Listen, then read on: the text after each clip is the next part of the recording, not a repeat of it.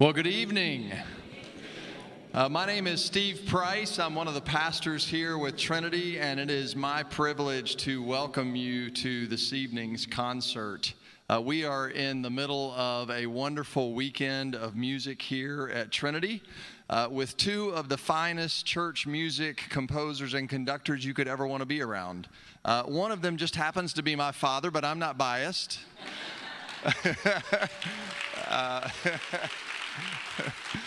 Dr. Melbourne Price and Joseph Martin. And for those of you who don't know the story, there is a relationship between the two of them that goes back 40 years to when Joe was a college accompanist, and I'm sure he may have a word or two to say about that this evening as well. And during those years, one of my fondest memories, I was just a little bit younger than Joe, not much, but one of my fondest memories is sitting beside him, and as he furiously played across the piano keys, trying to keep up with him and turning the pages for him. So it's a real treat to welcome them both here this weekend. Tonight for Joe's concert, you're also going to get to hear from his wife Sue, and he'll share more about her a little bit later as well. And then tomorrow we would love for you to come back if you don't already have plans for Sunday morning. Our church choirs that had the opportunity to work with them this morning will be offering lots of special music in both our 8:15 and 11 a.m. worship services tomorrow morning. So again, welcome. Joe is a man who does not need much in the way of introduction. His record and his accomplishments speak for themselves, and he will have plenty to tell you about wonderful stories. And so, Joe, would you come and spend some time with us tonight?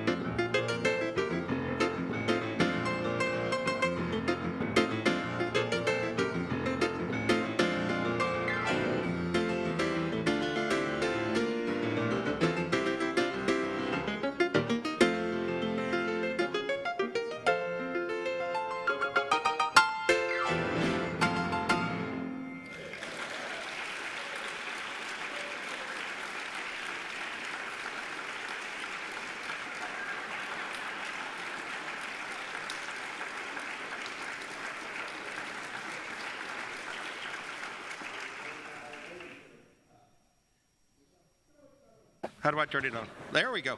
Thank you. Good evening. That was very kind of you.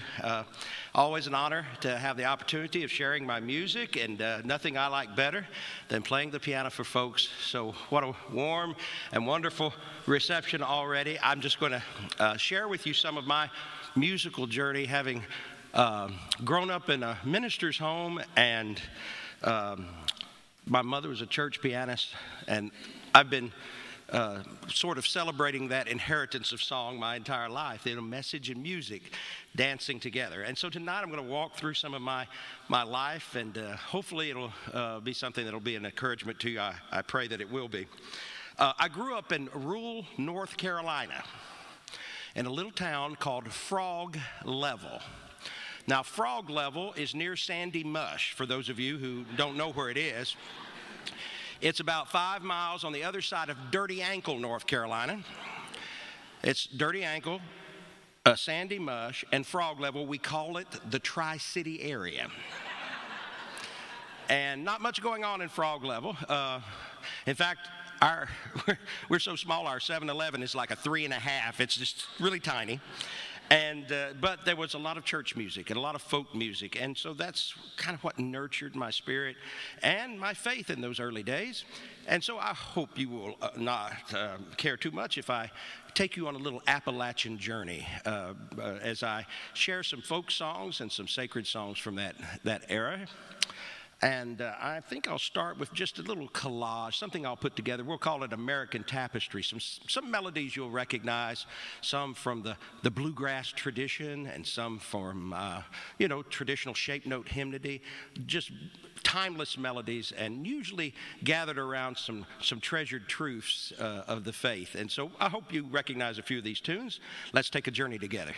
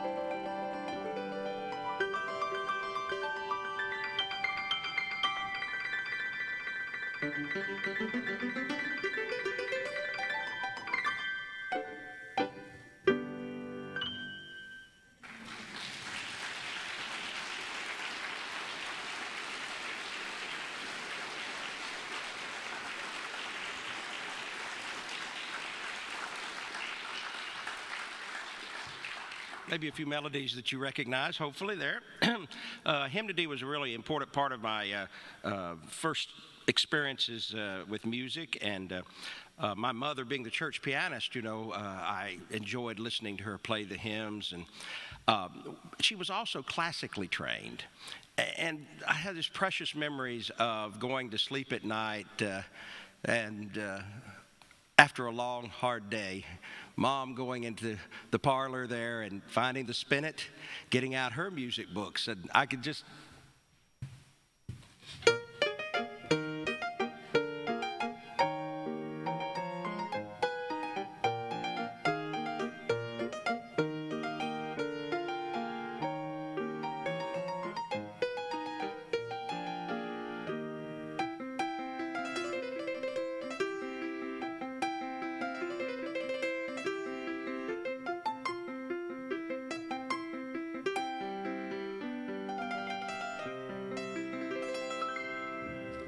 Just something very satisfying about falling asleep listening to those great melodies, And my dad, he had no appreciation for classical music. I can remember him screaming from the other room, "Hey, Barbara, why don't you play something with a melody?" Well, of course, these are the greatest themes of all time, but Dad didn't appreciate them or understand them, and he wanted to hear songs that he appreciated, And he was certainly very appreciative of music, but his horizons were not quite as wide as Mom's. And in those days, how many of you, I should ask this question, how many of you have had piano lessons in your life? Wow, that's like a good 75%, 80% maybe. Do you remember your first recital piece? Yeah, after that's when you quit, you remember? Yeah, well, some of you raised your hand. You want to come up and share it with us tonight if you still remember it? I remember my first recital piece. See if you remember this.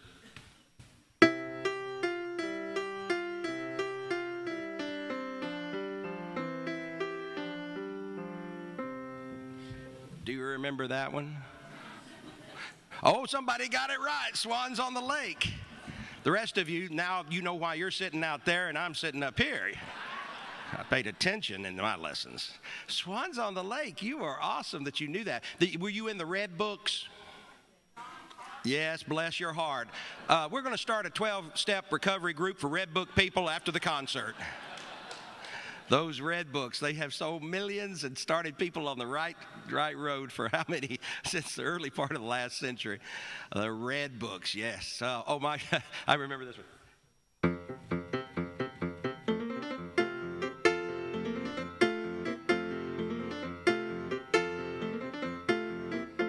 That one or this one?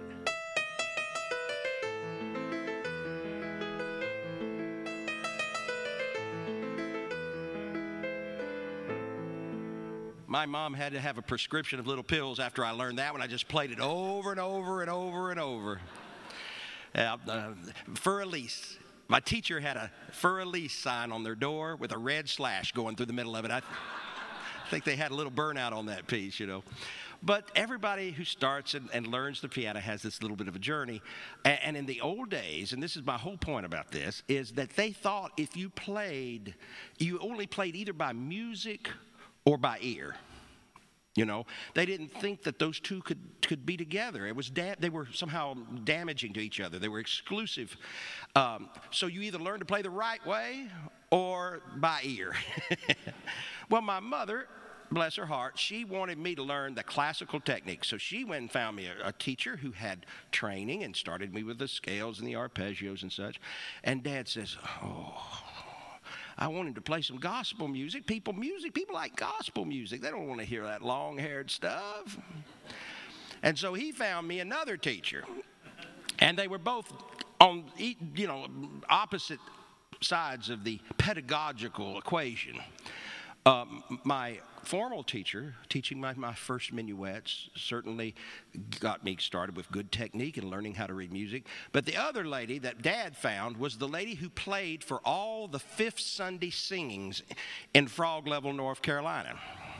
Now, let me talk to you about Frog Level. They had a little store that sold sundries as you started the crooked little trek up towards Chimney Rock and the Blue Ridge Parkway. They had a 5-room schoolhouse where I went to school, and all the way up through high school was in that one little schoolhouse. They had a volunteer fire department, and let's see what else. 37 Baptist churches.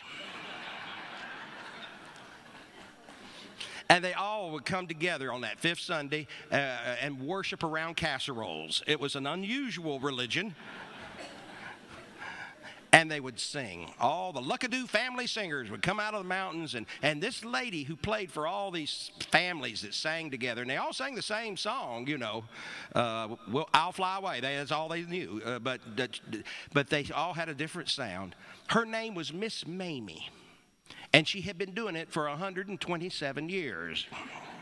And she had this style. Now, some of you with a little silver in your hair may remember this style. It's a tremolo style. And she would take the notes of a chord and just kind of shake them out.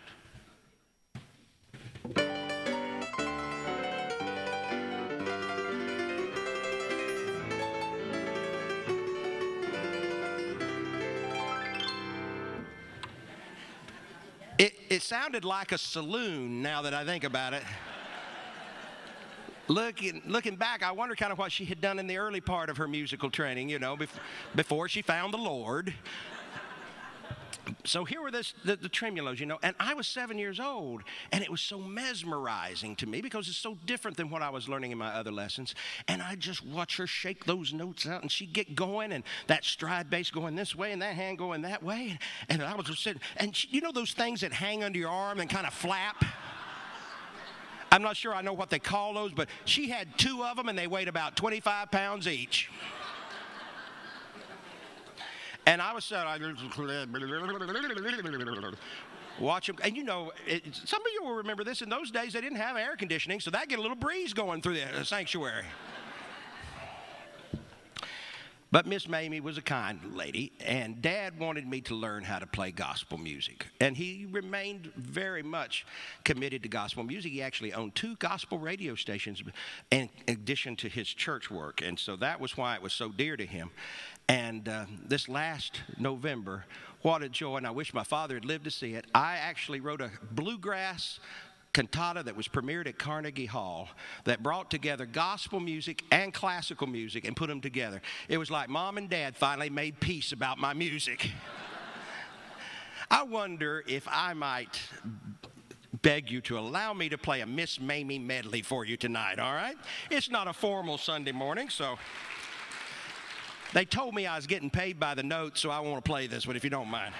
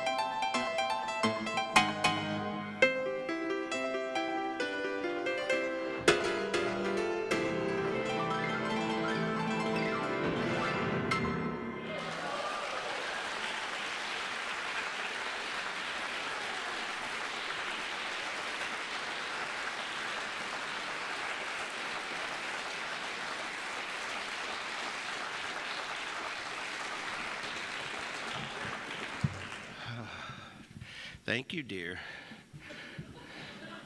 That was aerobic piano playing right there. If I could package that and sell it on late night TV, that'd be a new thing, wouldn't it? We travel all the time, 300 days a year. Me and Sue, Sue not quite 300. She stays home and feeds a cat every once in a while. And 3 times a year, we go to Europe. And I really recharge my batteries during those trips. I like to go to old libraries and old bookstores and look for hidden treasures and find new old melodies, you see, that I'm unfamiliar with, because every culture has its own worship vocabulary. And I think it's just miraculous that God gave us that box of crayons that you got on Christmas, the Crayolas, you remember, the ones that had the sharpener on the back? Not the ones that you got on vacation where they stopped at a gas station, got just the 8 basic colors. We've got that entire box of Crayolas, salmon and tungsten and all these beautiful crayon colors, and that's what I like to paint with. And every time we go someplace new, I discover that we have so many different voices, but we have this one unifying song that draws it all together.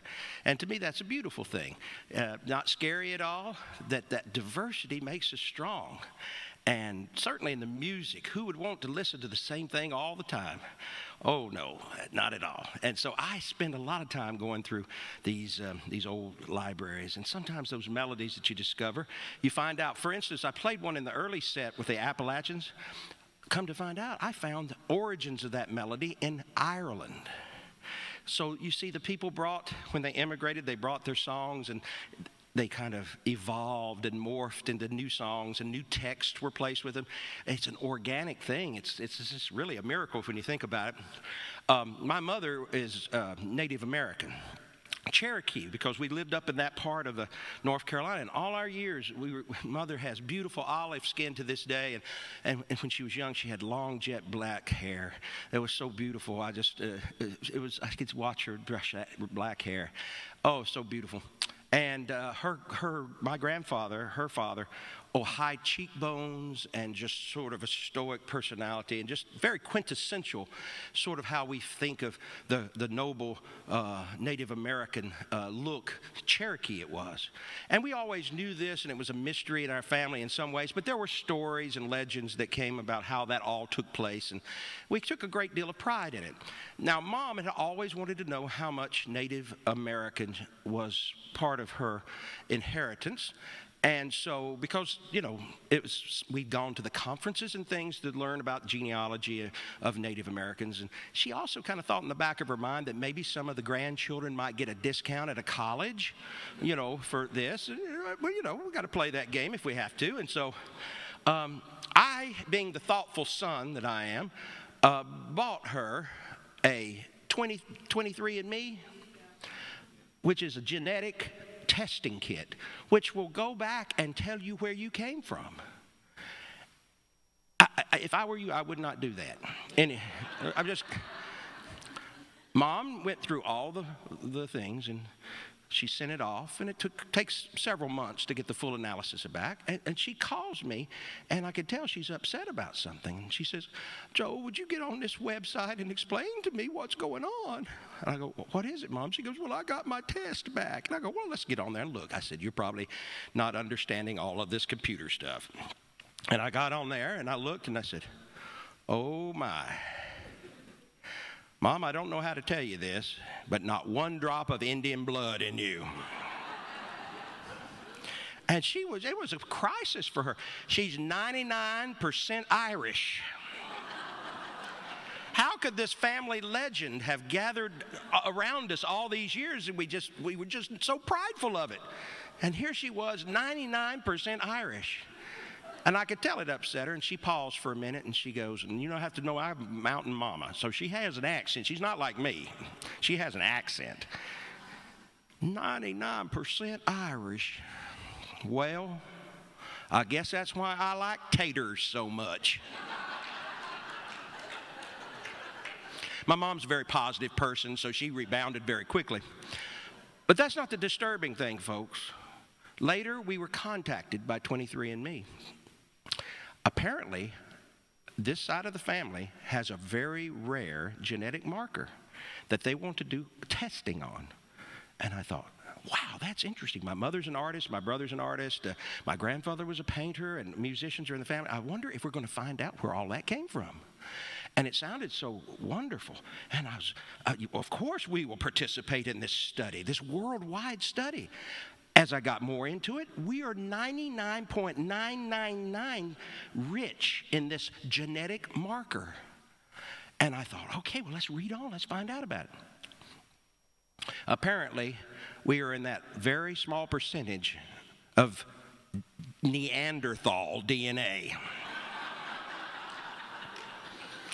To remind you all, Neanderthals are the ones that drag their knuckles along the ground. Troglodytes, if you will. Don't do 23andMe. You might be afraid of what you find out. Now, all of that for two reasons. To let the blood rush back to my fingers, for me to hydrate, and for me to play now for my Irish mum, an old Irish Gaelic folk song, and I hope you like it.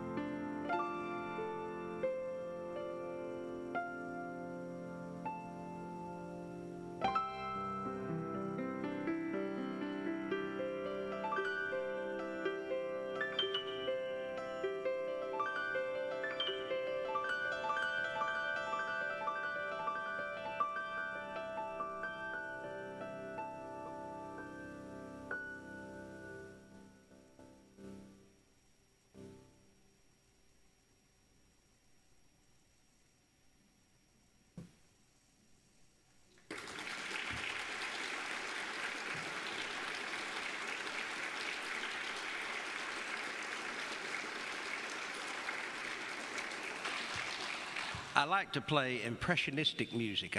Could you hear some of the sounds of nature? We sing that, and at least my tradition is Morning Has Broken.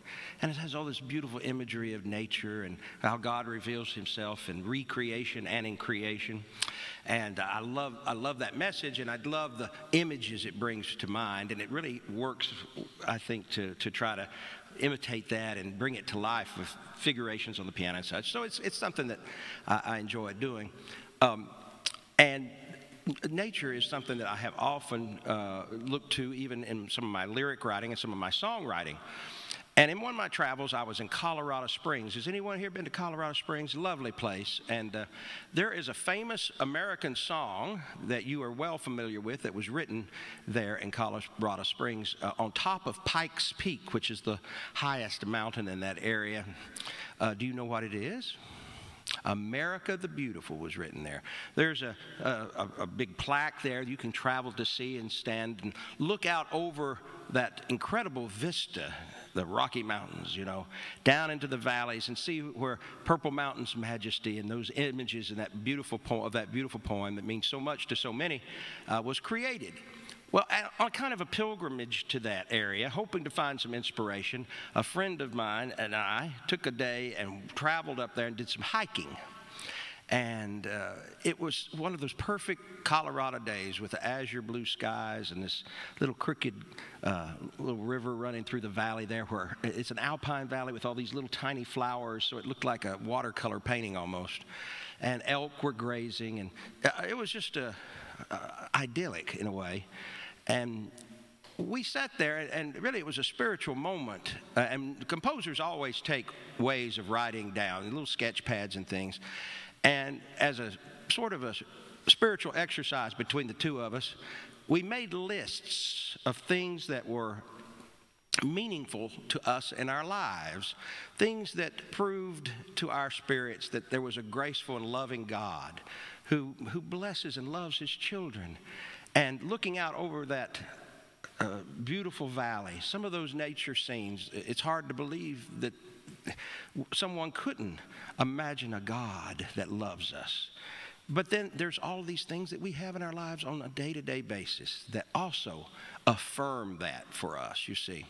And so that was the idea behind the song, was to juxtapose these beautiful images of nature, these grand things that many people are inspired by, but also to recall those blessings in our own life, which might appear to be ordinary because we're used to them, you see. But still, without them, there would be such diminishment of our joy. And we put together this song, and we called it Nothing Left to Say. Now, what's interesting about it, in my own humble opinion, is that there are moments in the piece that are silent. That sometimes is awkward for us in this time, in this day and age, because everything is so noisy and kinetic. But these are silences that are planned. These are times that you can reflect on the things that say in your life, God is. And I'm going to ask my wife, Sue, to come and sing this song called Nothing Left to Say. And if you'll listen with your heart's ears and search your own life's experience and your own life journey, I suspect maybe in the silence you might remember something very, very special in the ways that God has shown you his love through the years. Sue.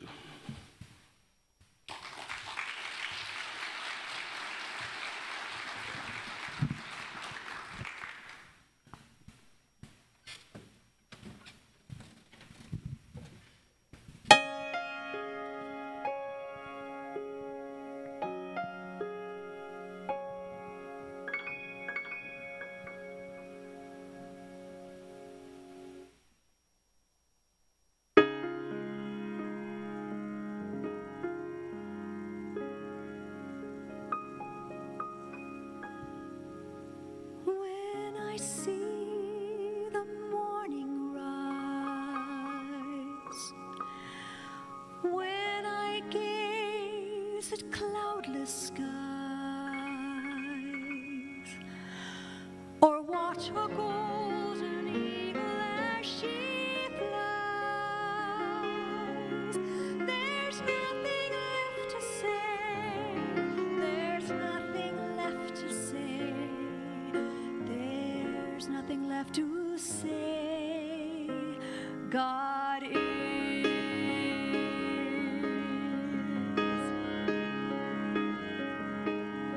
When I watch the children play, dancing through a summer's day, dreaming, singing, laughing all the way, there's nothing left to say. There's nothing left to say. There's nothing left to say. God is. When I see the falling snow touch the beauty of a rose, trace the winding river as it flows. When I hear that symphony or creation's tapestry, people reaching out with love's embrace.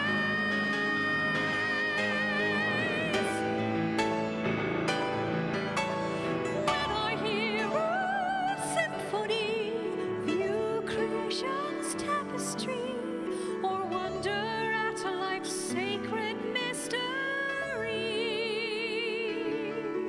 there's nothing left to say. There's nothing left to say. There's nothing left to say. Lord, we stand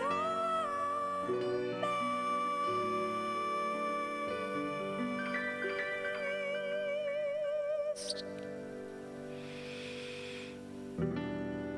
Nothing left to say.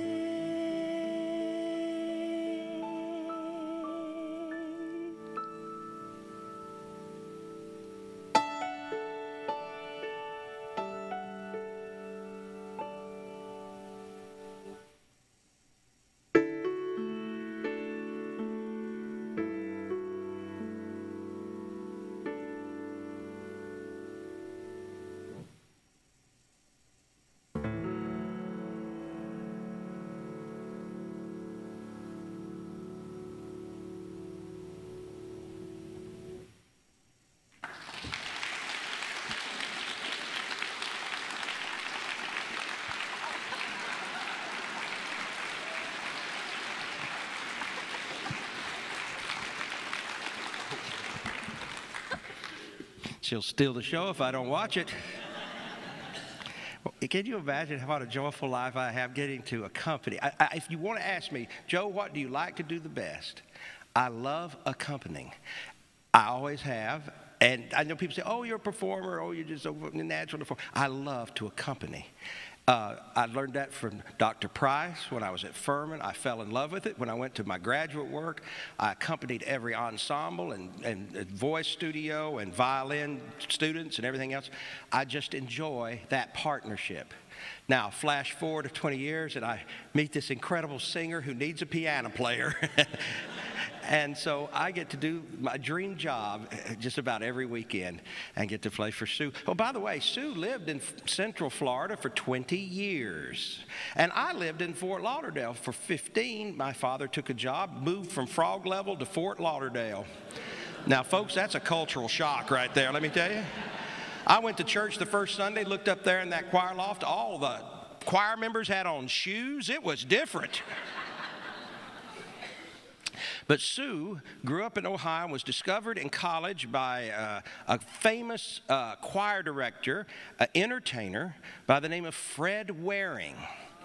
And he seemed to be missing a redhead at the time. And so she got this job traveling around the country and singing in such wonderful places with Fred Waring. And Fred Waring and the Pennsylvanians, you remember that, right? Yeah. And so Sue treasures that time. But Mr. Waring had a stroke and passed away. And a lot of those singers suddenly, because he had left instructions, no ghost choir, no ghost choir. After I'm gone, it's gone, right? And so they just happened to be opening this place down there called Epcot Center. And a lot of those singers from the Fred Waring tradition went to Epcot and became the Voices of Liberty, Derek Johnson's Voices of Liberty. And Sue, almost a charter member of that group, and stayed on for 20 years with Disney, doing the Hoop-de-Doo Review, Broadway at the Top, singing for about 5 or 6 of the presidents that we have had in that period of time. And I know it sounds awful, but the thing is, that she got the call one day, and they were looking for a special Disney princess to launch this new show that was starting for Disney Cruise Lines. It was going to premiere there and then go to Broadway, and then it was called The Little Mermaid. And Sue got to be the first live Little Mermaid on stage with Disney Cruise Lines. And so I married a fish. And since I married a fish, I'd like for her to sing a few scales for you.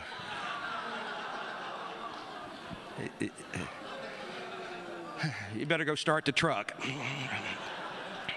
But since I met her, my life has real porpoise. You see, porpoise is okay, so it's a tough crowd. I know, well, it is bad jokes, I know.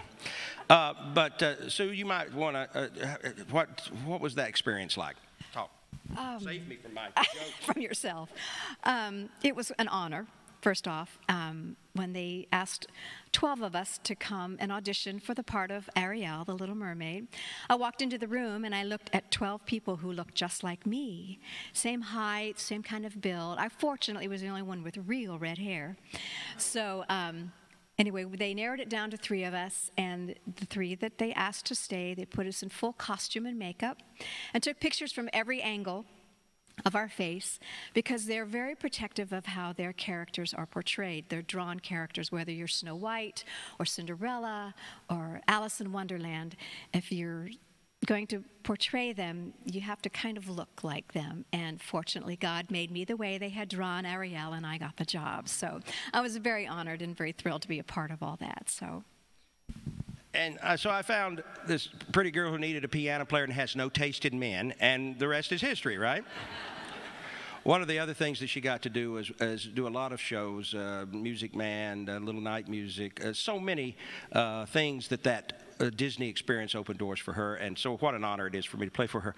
I think tonight I would like for them to see your higher register. And there's this wonderful piece that we do a lot in the cathedrals in Europe, because they have this really, it's a place where the churches sing back to you, because sometimes 8, 9, 10-second reverberation, and sometimes those higher notes just, they're just amazing. It's like angels singing.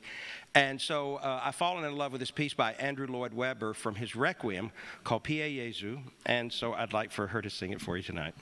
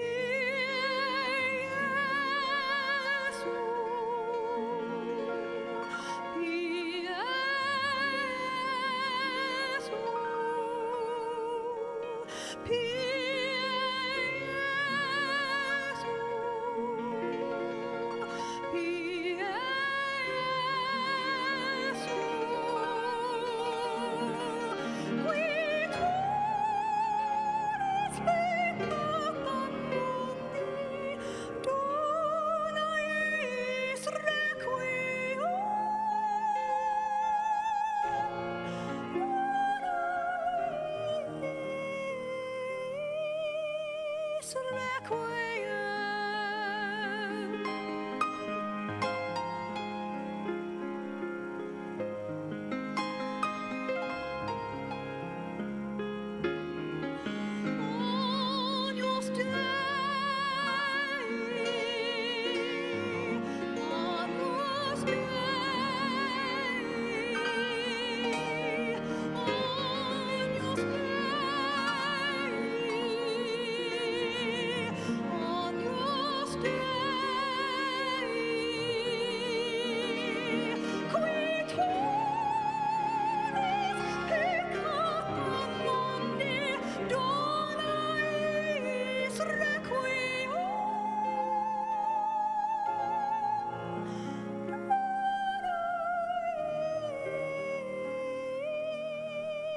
requiem,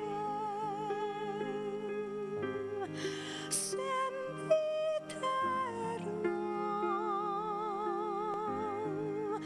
sempiternam.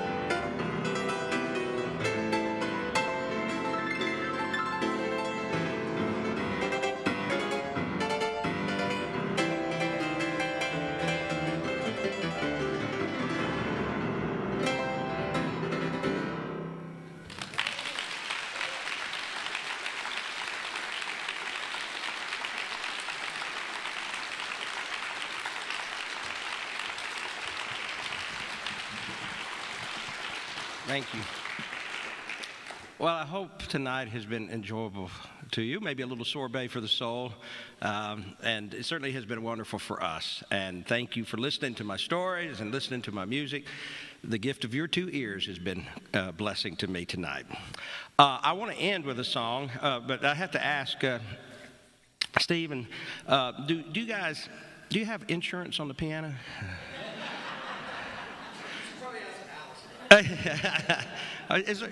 It's okay. You get it. Okay. I mean, I have damaged a few instruments in my time. Now this piece is pretty virtuosic in a way. It tells a Bible story. It's an old spiritual. People love spirituals. I love arranging spirituals. They just have packed full of meaning and many, many beautiful moments. This one tells the story of Joshua. And you may remember the mighty men of valor and the story from Scripture where they marched around the city and blew the trumpets and shouted at exactly the right time in obedience to God. And there was a great victory. Though you remember the walls come tumbling down, right? You kind of have to know that story in order to appreciate the programmatic elements of this piece I'm getting ready to play. Again, thank you. Sue and I will enjoy greeting you after the concert. We'll be back in the back and would love to talk to you and just connect. I will end with this piece called Joshua Fought the Battle of Jericho. And I actually plan to play every note on the piano. So.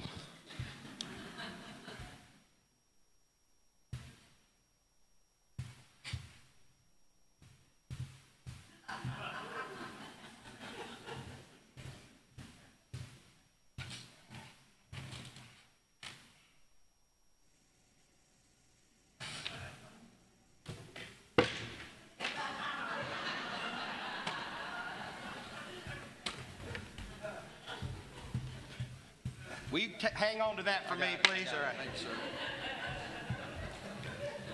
I'll give you that.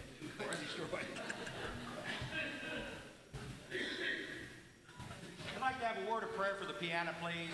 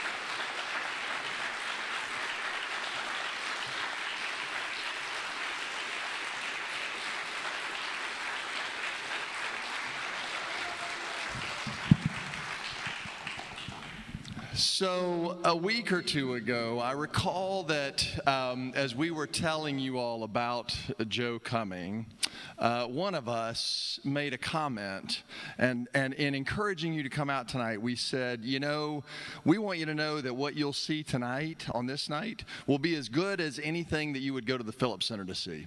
Now, I'm pretty certain that when we made that comment, there were a few skeptics out in the crowd.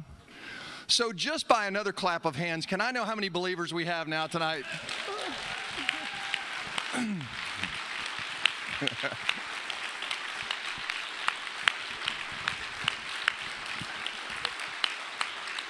It has indeed been a great night. I'm so glad you all were here for it.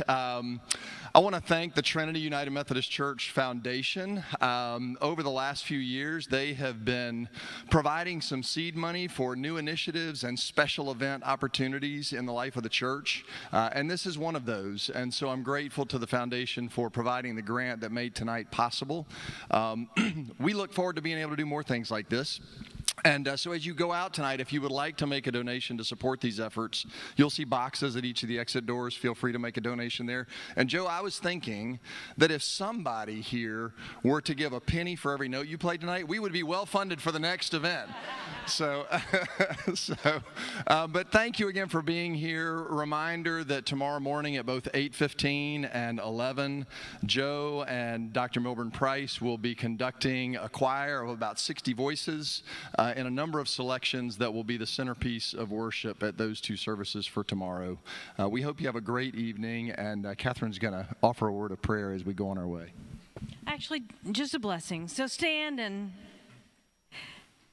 you know, Joe started tonight with a medley, and in that medley, he played Come Thou Fount of Every Blessing, which is one of my favorites. And so I trust as we all go out tonight that our hearts are tuned to sing God's grace. And may God, the fount of every blessing, and may Jesus Christ, who overflows with redeeming love, and may the flaming tongues of the Holy Spirit go with you and lead you and guide you and undergird you and inspire you to sing God's loudest praise. Amen.